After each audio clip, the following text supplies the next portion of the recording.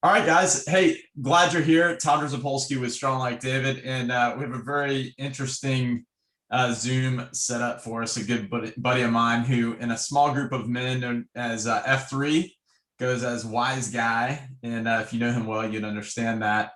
But his name is actually Dr. Alan Chen, and hey, thanks for joining us. I enjoyed meeting with you and a bunch of guys a few weeks ago to talk about some nutrition tips that were practical.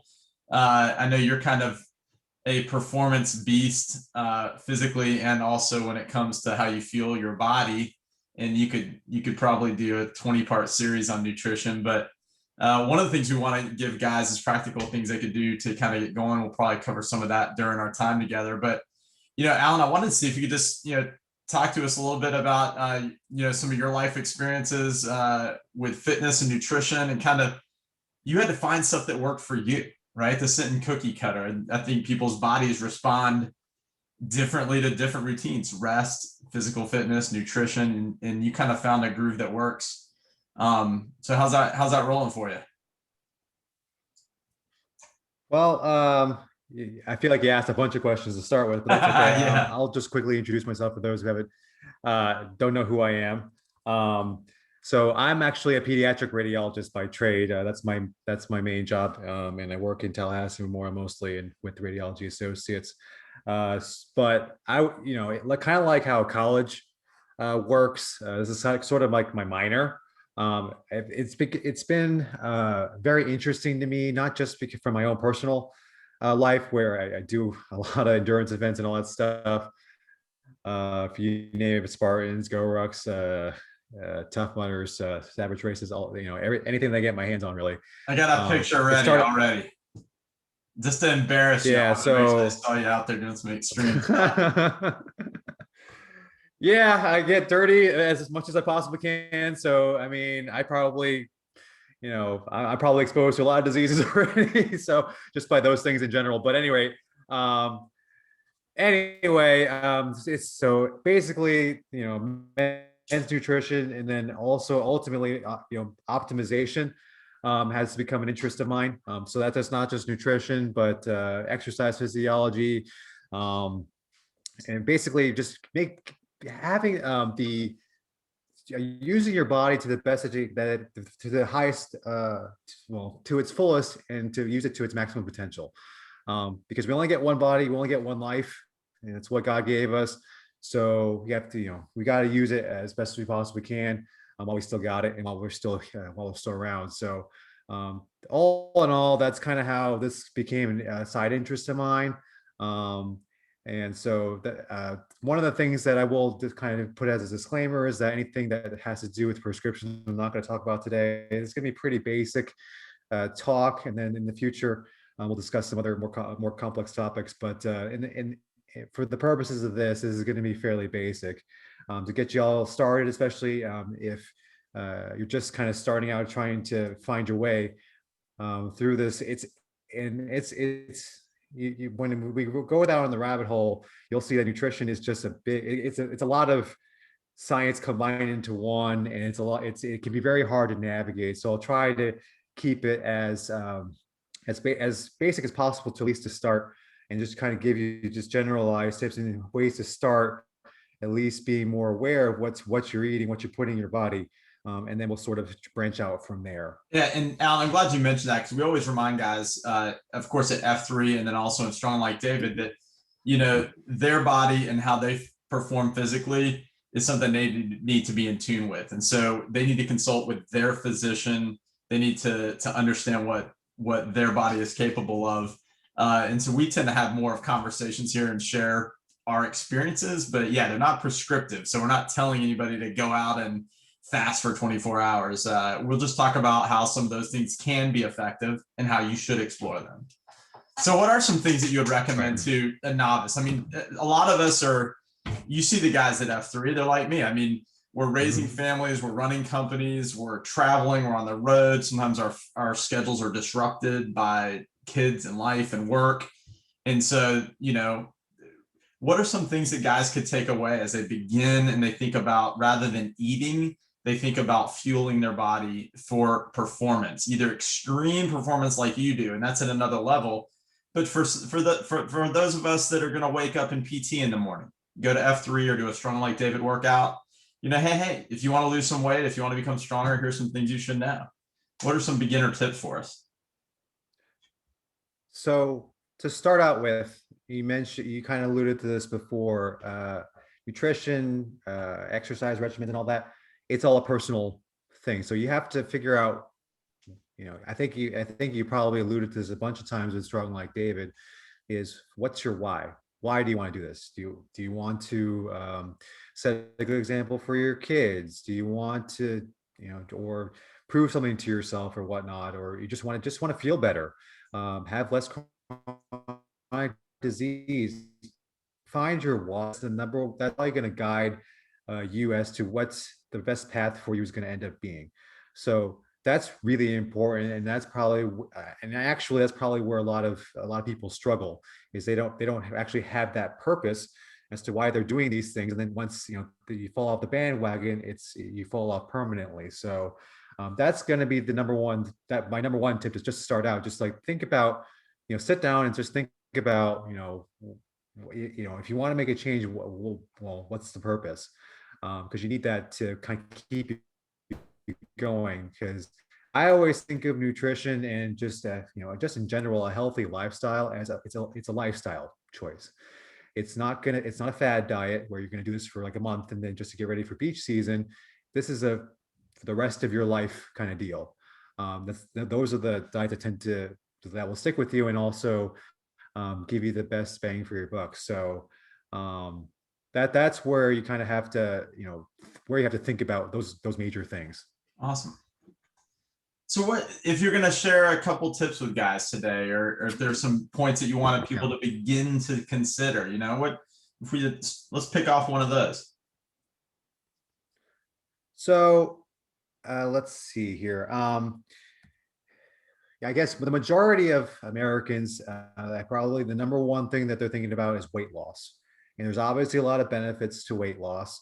There's a lot of, obviously there's a lot of chronic diseases and a lot of acute diseases that are related to obesity. The list is long. I'm not going to go through it. You can be here for an hour. You can easily go on the CDC. Yeah, you can easily go to the CDC and just look at the laundry list that they have of things of the health risks of obesity. So in terms of weight loss, from a weight loss perspective, and a lot of you may have heard this already, the theory of calories in and calories out. It's a nice way to start, and it's actually a good way to kind of get you to be a little bit more curious about what you eat, because you'd be surprised at what's actually like has a lot of calories versus what doesn't.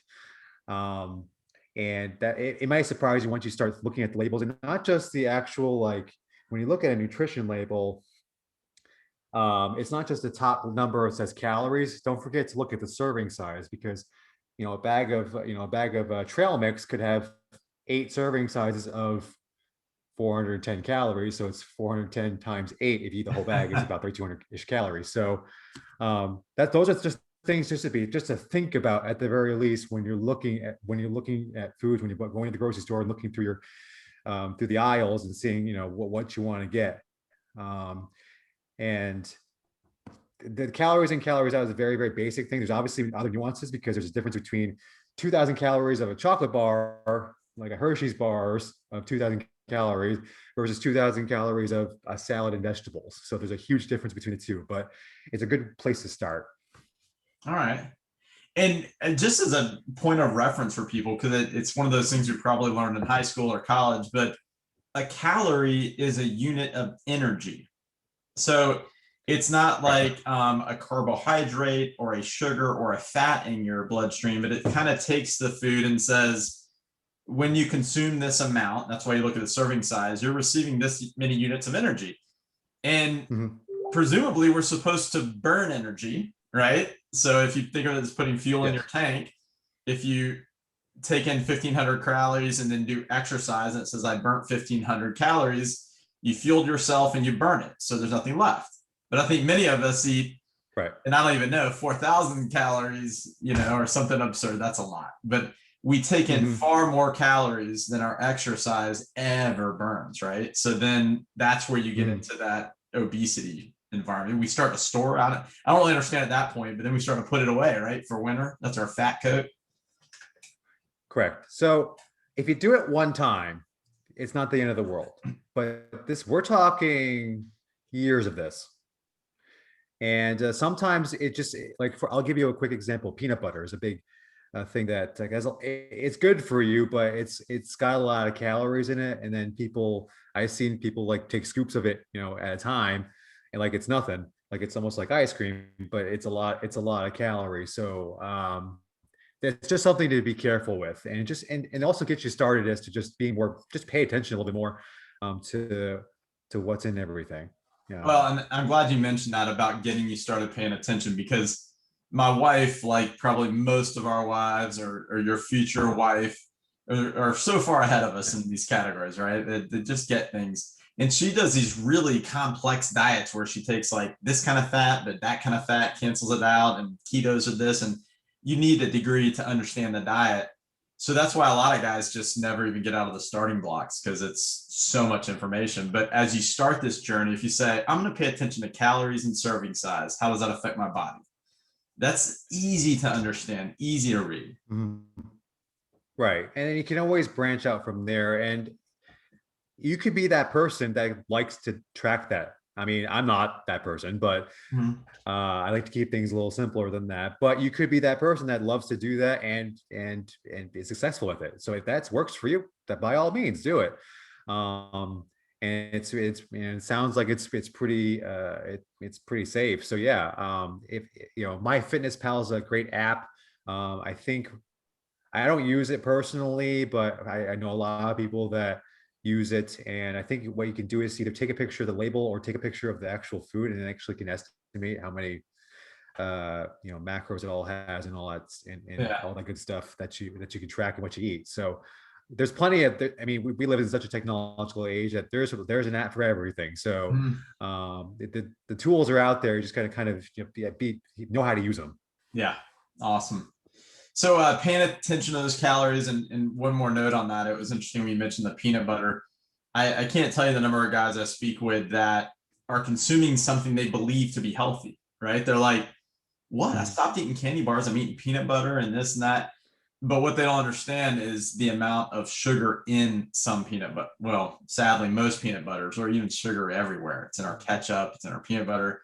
But it does matter what you're putting in. It's not just, to your point, 1,500 calories in a candy bar versus a gigantic salad.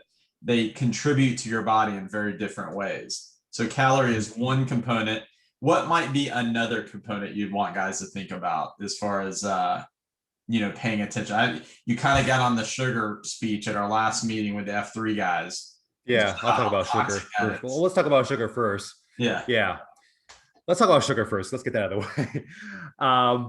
Sugar. So in my humble opinion, I think the number one component, food, whatever, that's destroying this nation of Americans is sugar. So we're talking cookies, cakes, puddings, all that stuff. Yeah.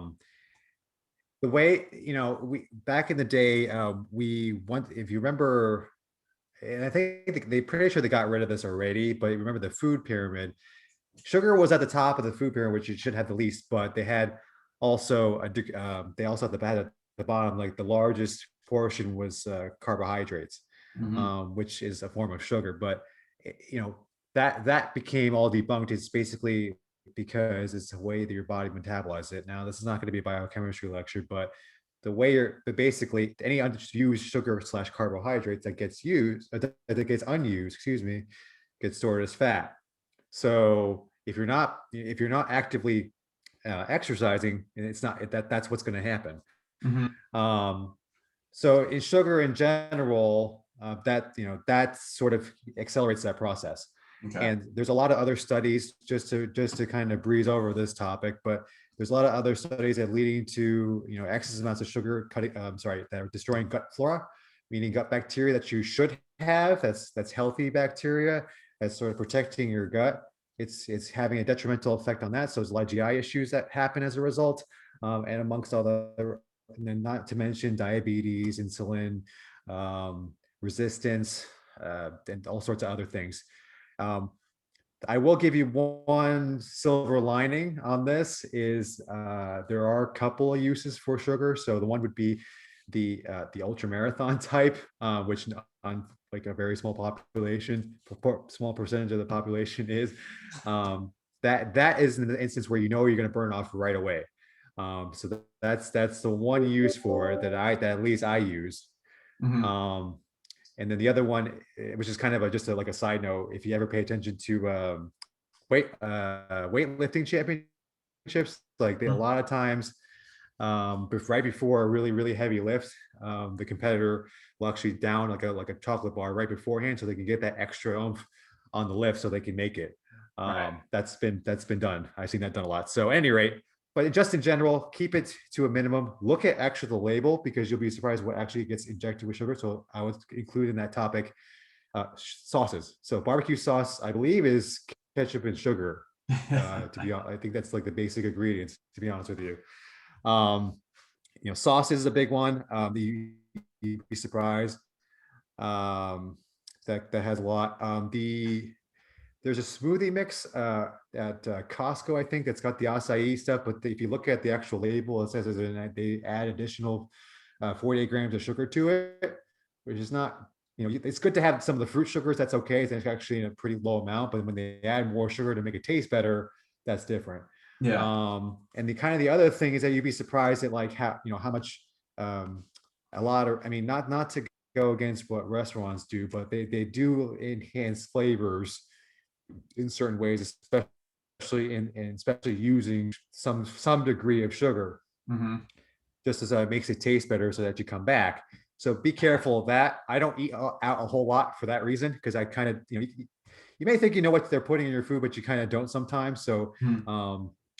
you know you just have to be careful of that. That's all. And but yeah, definitely, especially the fast food chains, you'd be surprised at like how much they try to put so quote fillers in the food to either make it taste better or make it kind of more Yeah. bulky. So just to give that presence of to give that presence of it's actual like the food looks better, is better than it actually is. So far we're moving down some really practical steps. Like if you've not often looked at a label, start looking at a label. Let's look at the calories and serving size. That's a great kind of beginner place to understand what you're putting in your body. Then we can consider sugar in our life. There's some obvious places that occur: sodas, syrups of all types, all the dips, all the cookies and cakes. But that's another thing, and we like people to experience some victory. So if you want to try to be cold turkey, good, go for it. But it might be more practical for you to say, I'm going to start paying attention and I'm going to start to turn away from that soda when I'm getting gas and I'm going to turn away from that Red Bull or that candy bar and start to make those decisions that make you more aware and are going to change the way you feel inside too, like physically, not Yeah, emotionally. So let's, whenever you make a change, yeah, sorry, go ahead. sorry, whenever you make a change, it's always nice to know why. It's always nice to know why you're Mhm. making that change, because if you're kind of just doing it out of a whim or just somebody just said so, like it's or said this is good, but you don't actually know why, Yeah. um that helps a lot for sure. Yep.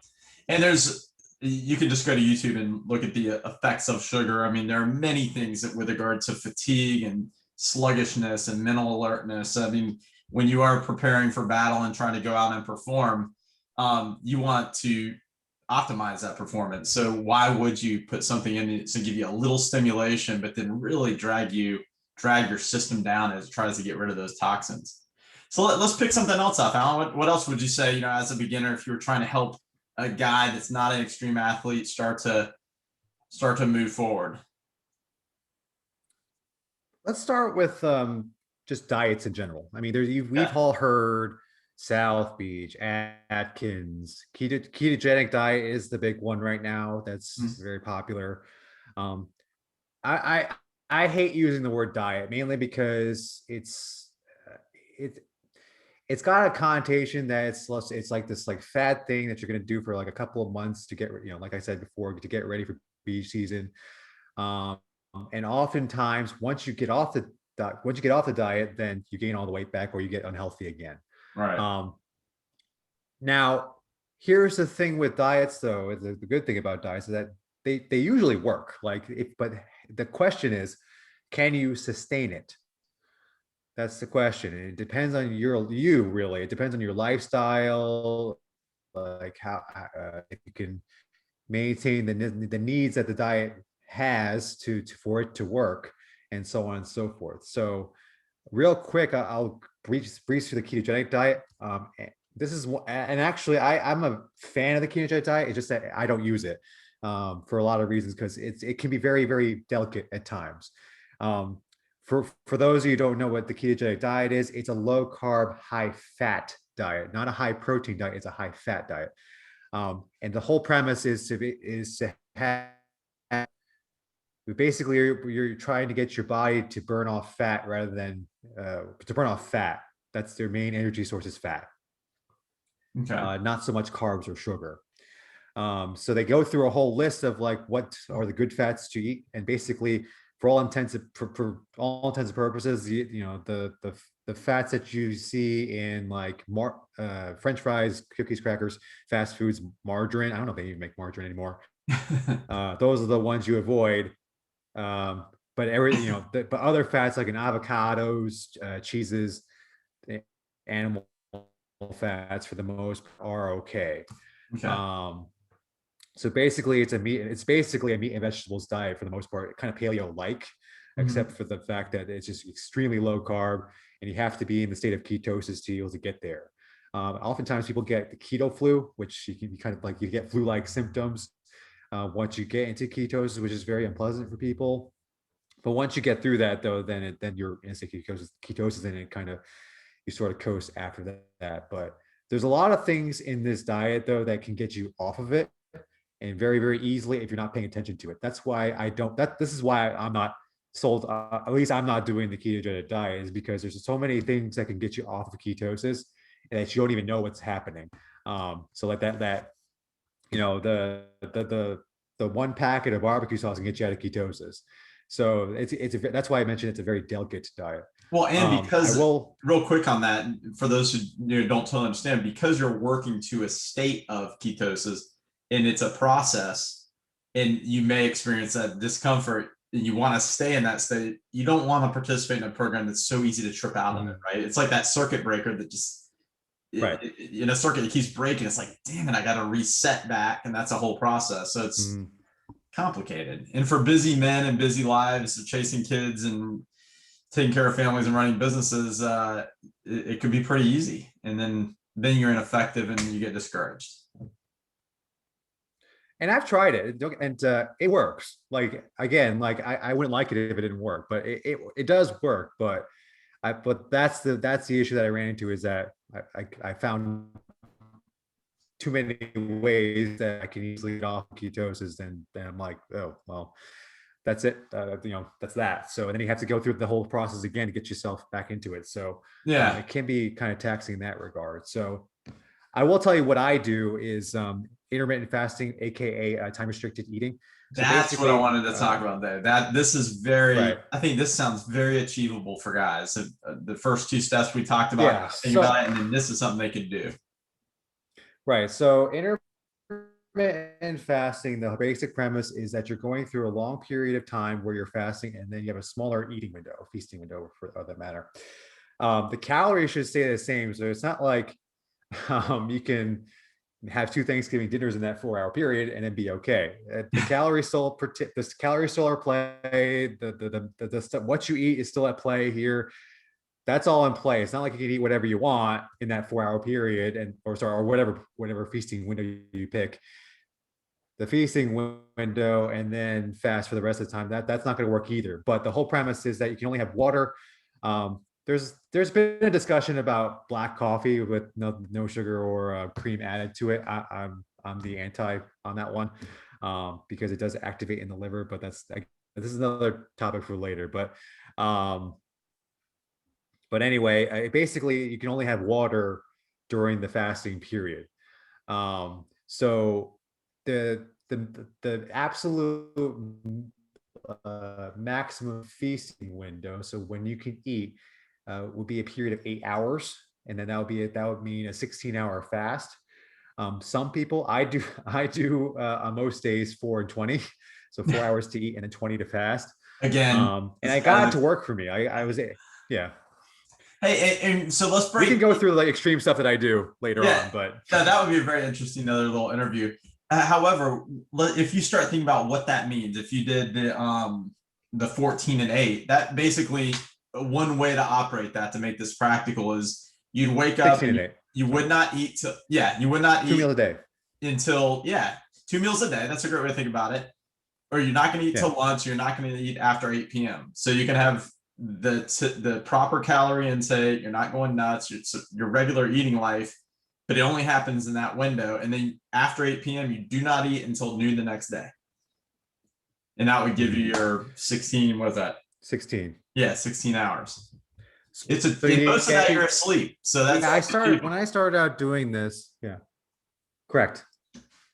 So when I started out doing this, I actually like recorded, when I actually put my first bite of food in my mouth, I actually recorded what time that was, and then I'm like, I count it, count plus 8 hours, and that's like the absolute last time I can do it. I can eat for that day. Over time, you'll figure out which time window is best for you. It doesn't have to be a specific time window. It doesn't have to be 12 to 8, for example. You can make it, if it works for your schedule, 8 to what's plus 4, 8 to 4 p.m. So for me, going forward to 20, two reasons why I do that. One is I work out typically in the mornings, and it's always nice to have something in your stomach after you're finished. So I actually break it around breakfast time, and then I pretty much finish right before lunch. Um, I mean, I do eat a lot during those times. It's not, but the thing is, I don't. When I come home, I got a lot of stuff to do at home. I got to do laundry. I got to do, look at the mail. I got to check my bills and all that stuff. I got a lot of stuff to do at home. When as soon as I'm at home, I don't have to think about eating. So that actually works out really, really well for me because I'm actually very productive when I get home from work. So that's why that has worked for me. But again, if you like sleeping in, for example, well, that's one less thing you got to do in the morning is not have to cook breakfast, right? right. That could be a good 15 to 30 minutes of your day, of your morning rather, right off the bat. So again, this is where the individuality comes in. It depends on you. Well, Of what works best for you. And also other people do one day on, one day off too. So that's crazy, but that to me is crazy, but people have done that though. well, and speaking of, my wife as an example, she started doing this, and her eating window wasn't until 11 a.m. And she always kind of woke up and needed something to eat. And she always eats very healthy. So for the first 2 or 3 weeks, it was hard to make it to 9:30 or 10. I mean, she was starving. And now she moves right past 11. Like your body really does this. If this sounds like, how in the world would I not eat till lunch or whatever you decide to do? Mhm. Like all things, your first set of push-ups are hard and you're sore the next day. The first week of fasting is challenging, but you trip into it. And all of a sudden it's a part, your biology has changed. And it's like, I'm not even asking for food now because I'm not accustomed to receiving it in the morning. So it's just one of those really cool, I think, achievable things guys can do. Well, before we wrap up, if there, Branch off of that point real quick. yeah, go ahead, Oh, hit it. sorry. To branch off of that point real fast though. This is more forgiving if you come off of it. So like if you happen to just miss it, if you happen to mess up one day, that's okay. Just get back on the horse and then you can keep on going. It won't be that detrimental. Whereas if you get off ketosis, that's a little bit more detrimental. So this sort of allows you for a little bit of a margin for error, so to speak. That's why I like it a lot. And especially since you get like people, we have events that we go to that have a lot of food in it. So sometimes it's a kind of unavoidable, so to speak. It's hard to get out of that. So you take those into account and keep them occasional. Awesome. Well, I want to wrap this up so that we can do more in the future, maybe focus on very specific things, and want to make sure we keep everybody's attention. So any last point I have one last question for you when we finish, but any last point that you want to make before we bounce? So let's see here. Yeah, just going through here. Couple of just quick tips for the grocery store. Don't go to the grocery store hungry. I guarantee you that you would have a tendency to buy more food than you need to when you go to this grocery store hungry. And then always, especially with the intermittent fasting, real quick. If you find yourself getting like hungry, have some water with you, because you can't drink that, and that'll actually help curb that craving a little bit, at least until you get to that feasting window. So that'll put a cap onto that portion. Awesome. And was it you or one of the guys in F3 that said when you're shopping, stay on the exterior of the store, that all the stuff in the middle is processed, right? Like fruits and vegetables, meats and dairy. Like it just as another practical tip, if you find yourself on an aisle and it's coming in a box and someone made it for you, they put stuff in there. And we say it's on like David a few times, you want to eat, if it came out of the ground or had a mom, that's a good starting point. Whenever humans start mucking with it, you open up Pandora's box. So this is a crazy question, but I think a lot of guys will be able to take this if you have some advice for us. You've missed a meal, you're between meetings, you're driving or on the road, and you're just out of normal, and you are in Circle K or 7-Eleven and you have to eat. What can you possibly do in that situation? They sell water. Yeah, they sell water. That's true. That's absolutely true. Water, that'll be the number one thing I would get. Whew. The only things I've ever thought of is like there's beef jerky. Sometimes it'll have trail sugar. mix. Yeah, I would go after nuts. Like some, they usually have the trail. It's the trail mixes without the M&Ms in them, like, because that's what destroys the whole thing. They usually have those, like the mixed nuts kind of a deal. That's probably what I'd go for. And then, but I mean, keep it as little as possible. Like you're only there to just satisfy the craving until you actually get to a real meal. So don't overload it. And to prevent that from happening, have something with you before you even go. Just have some healthy snacks with you. So you'll have to, you don't have to stop necessarily. So you can make where you're going to on time, but also you don't want to run into this predicament where you got to get something. So that would probably honestly the only thing, and I'll explain why I'm actually avoiding the beef jerkies too. I can explain. We'll get to that another time, but that probably the thing I go for. Yeah, and labels and brands. I own a communications firm, and so messaging and branding is in our wheelhouse. And you'll go to the freezer with the drinks, and things look really nutritious. It's like protein this or fitness that or energy that, and almost all of those are full of sugar or just loads of other bad stuff that you want to avoid, basically at all costs. So. All right. Well, Alan, man, you're a busy guy, working in healthcare during COVID. I know that presents its own challenges. We appreciate your effort there and carving out some time for us this afternoon. And I'd love to connect with you more. We both live here in North Florida, so maybe we can grab a coffee or something and talk about a series of things where we can get in depth on this. Yeah, it's my pleasure. And if whoever's listening to this, if there's any topics that you want to cover, let us know, and then we'll have those ready for you. I'm sure there's a lot. I'm sure we've generated a lot of questions. As well. So definitely, I want to hear those and see what you guys want to know. Awesome. I'll close by just saying, thanks for guys that are watching this and are concerned about their bodies. And in order to lead strong, you need to be healthy. You need to be able to wake up and perform. You need to be alert and on your game. And that's right where we want you to be. And that's what Strong Like David's all about. It's also important that you understand your body. I'm surprised. I did a little poll recently. The number of men I know that have not been to the doctor in 3, 5, and 7 years plus at all. You need to go to the doctor every year. You need to have a physical. You need to let them draw your blood and understand where your cholesterol and where certain things are. There's a lot of fears of going to the doctor. I don't want them poking and prodding on me. I don't want that big one finger salute. I don't even think they do that anymore. It's all done by blood work. So go in and take care of yourself so you can continue to lead well. Alan, thanks, man. We'll sign off here. All right. Thank you.